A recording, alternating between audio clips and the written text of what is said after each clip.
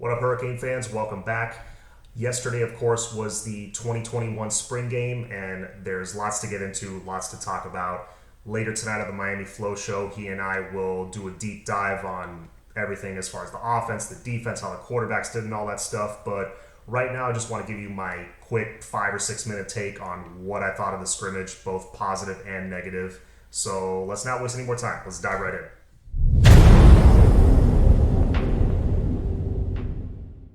First off, I just want to say that the quarterbacks, top to bottom, look pretty solid overall.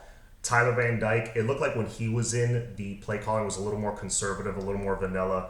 Didn't really get a chance to showcase much of what he can do. And also, I think he was going up against more ones on defense.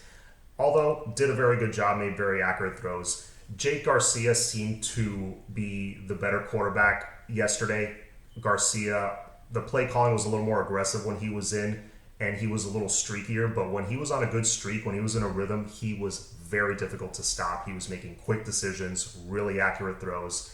He did a very good job sliding up in the pocket to buy himself time, keeping his eyes downfield, sliding away from the pass rush to still make an accurate throw. That one touchdown pass to Keyshawn Smith towards the end of the game was a thing of beauty. That was an awesome play.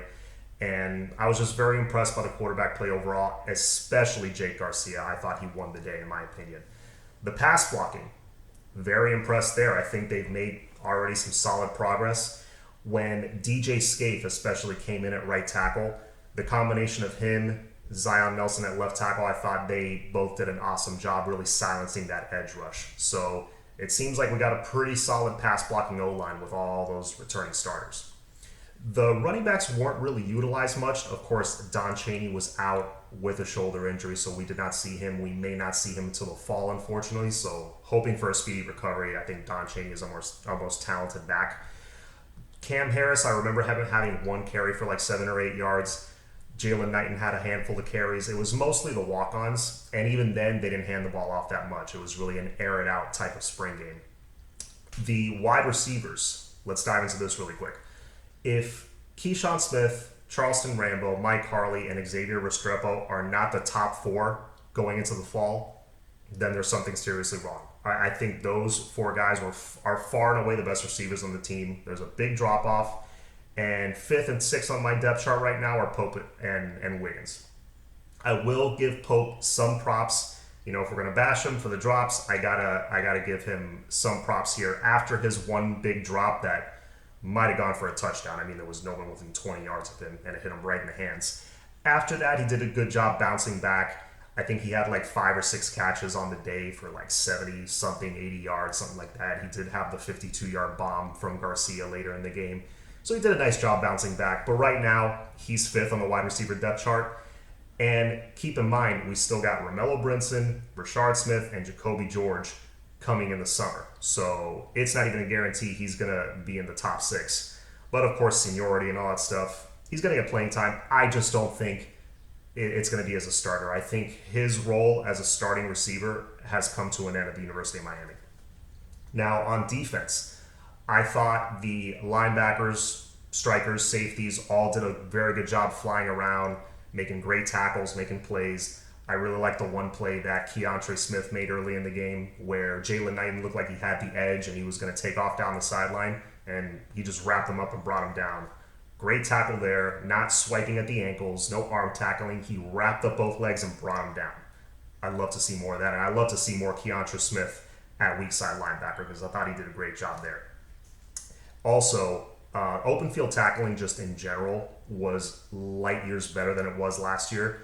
I don't know what techniques they changed, but it seems like they're really, sticking their receiver or the running back, grabbing them and driving through rather than, again, just swiping at ankles and things like that.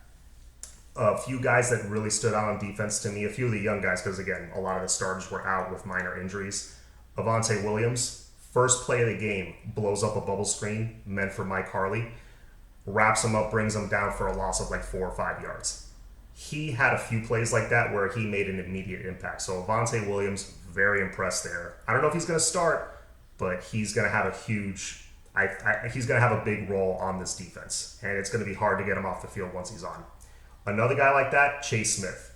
What I saw from him is just him running through dudes. He is, as a true freshman, he just looked like a man amongst boys out there. He's huge at 6'3", 205, 210 pounds, and he's got room to grow, which is scary.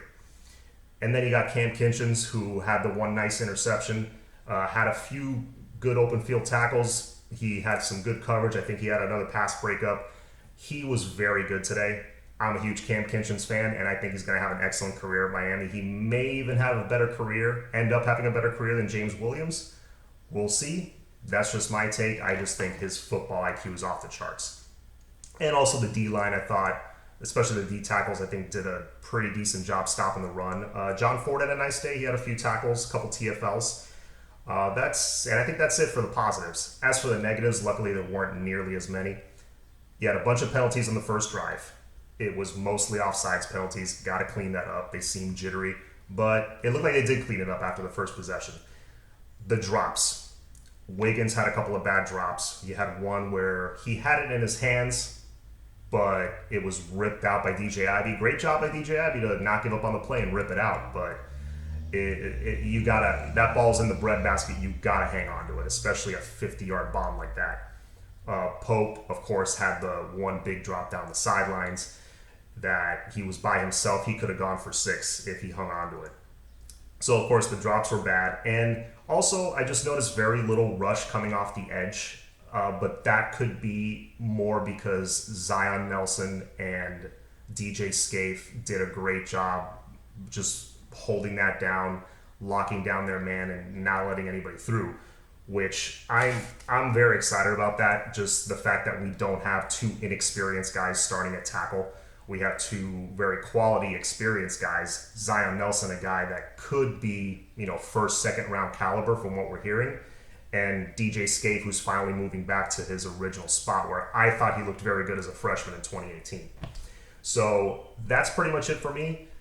Again, please, if you haven't, hit the subscribe button, hit the like button. It really helps me grow the channel. Later tonight on the Miami Flow channel, we're going to have our usual show, 8:30. We're going to talk the spring game. It's going to be fun. As always, it's all about the U. Go Kings.